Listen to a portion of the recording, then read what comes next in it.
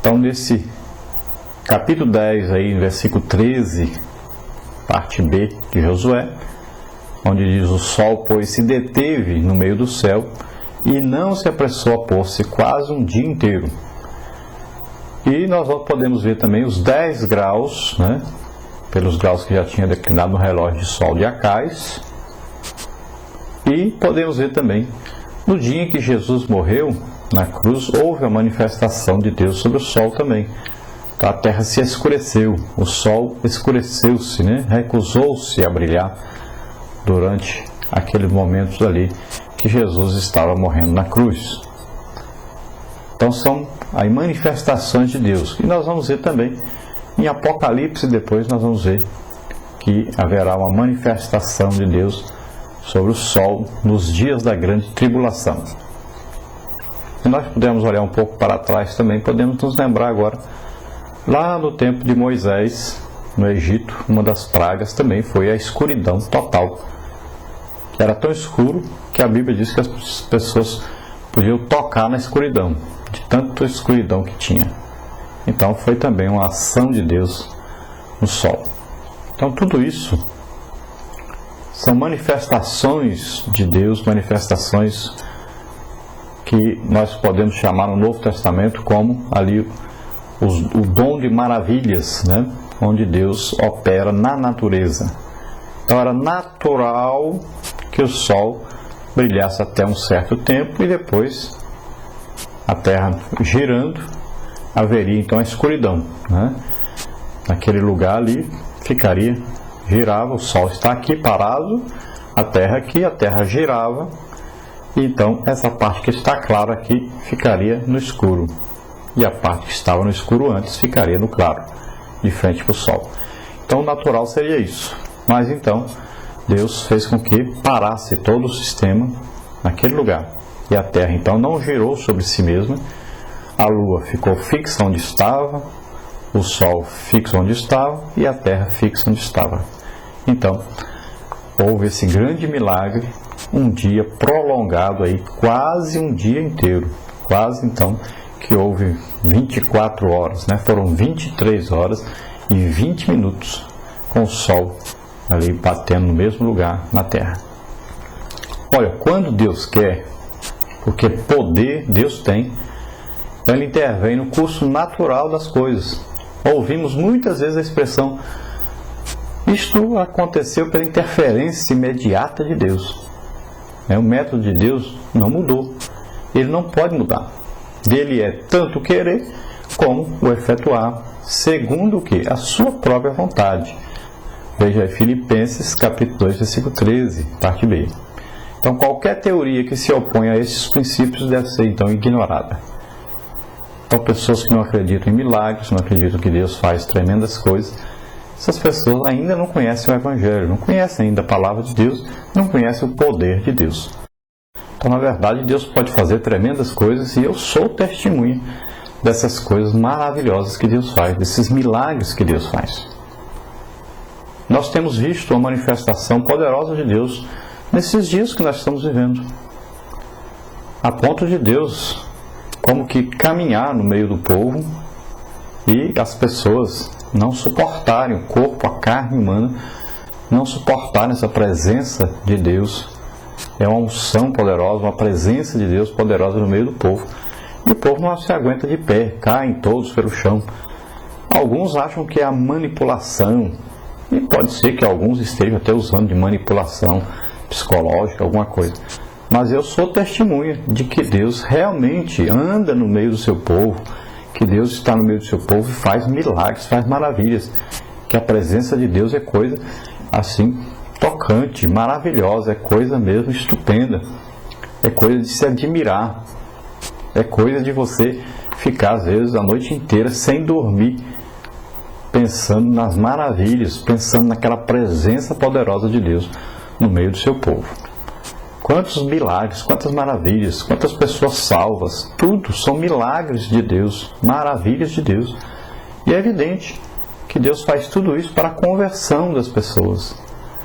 Faz tudo isso para haver mais comunhão com as pessoas, com os filhos que Ele ama. E nós sabemos que o milagre maior é evidente, o milagre maior é a salvação. Porque uma pessoa ser totalmente transformada, mudada, uma pessoa morrer para o passado, começar uma vida nova, totalmente nova. Uma pessoa que era um pecador terrível e de repente se tornar um santo, né? A Bíblia o chama de santo realmente, porque ele começa uma vida nova, está perdoado de todos os seus pecados. Uma pessoa ser lavada e purificada no sangue de Jesus. É um grande milagre isso, é o maior milagre que existe.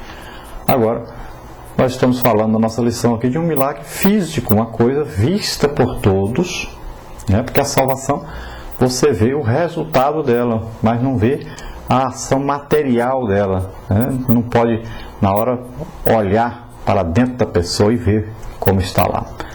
Já esses milagres visíveis, você vê a olho nu e assiste naquela hora acontecer uma tremenda manifestação do poder de Deus. Aí a ordem de Deus Pai é Jesus executando essa ordem e o Espírito Santo manifestando a nós, fazendo aparecer isso a nós. E nós vemos então esse grande milagre que Deus faz. E no caso nós estamos vendo aí esse milagre de quase 24 horas de sol direto. Então nós vamos ver na nossa lição, primeiro, a grande vitória concedida por Deus a Josué. Então Josué socorre os gibeonitas. Ao saber então da coligação dos gibeonitas com Israel, né, Israel tinha feito então acordo, uma aliança com os gibeonitas.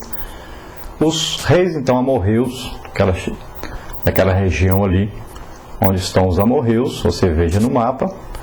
Então, esses reis aí se juntaram, moveram, então, guerra contra os moradores de Gibeão. Então, de imediato, então, Josué recebe uma embaixada por parte de Gibeão, pedindo socorro, dizendo: não retire as tuas mãos dos teus servos, sobe apressadamente a nós e livra-nos, porquanto todos os reis dos amorreus que habitam na montanha se ajuntaram contra nós.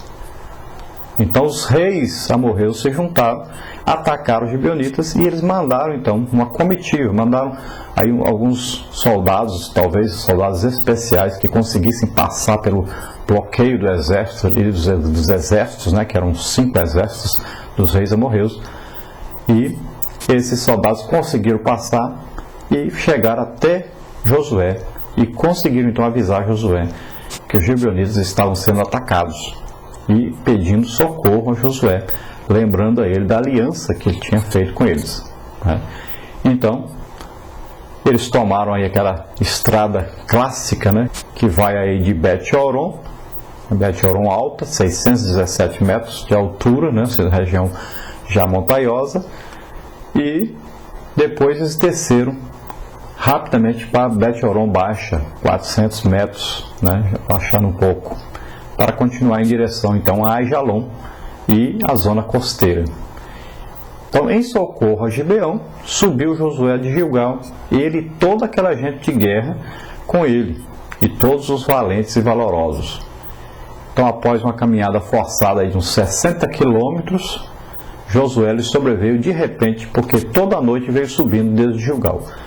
Então veja bem que Josué, à noite, pegou todo o exército, que nós sabemos que o exército de Israel eram aí 600 mil que puxavam da espada, era muita gente, e eles subiram então, à noite. Então, e quando começou a amanhecer o dia, que os soldados iam ainda se levantar, preparar as armas, receber instruções para poder atacar os gibeonitas, Josué de repente chega com seu grande exército e ataca esses soldados. Então eles andaram de Gilgal até essa região de Aijalon, né, o vale de Aijalon. Eles andaram aí aproximadamente 60 quilômetros durante a noite, com a marcha realmente forçada. E veja bem que eram 600 mil pessoas, não é fácil. E essa caminhada foi realmente uma caminhada muito forçada e difícil, mas chegaram a tempo. E aí houve então a intervenção também poderosa de Deus. Entre a noite e o amanhecer, mesmo antes da batalha, então, Deus estava participando dessa batalha de uma maneira diferente, né? Nas manifestações sobrenaturais que Deus já estava fazendo durante essa caminhada de Josué até ali o vale de Ajalon, né? Onde os gibeonitas estavam ali sendo atacados. Então, primeiro, nós sabemos que o Senhor disse a Josué: não os temas, porque os tenho dado na tua mão. Nenhum deles parará diante de ti. Então, veja bem, Deus já ia conversando com Josué. Né? Josué tinha uma intimidade com Deus, ouvia a voz de Deus. E Deus então disse para ele: não se preocupe, não temas, não fique preocupado.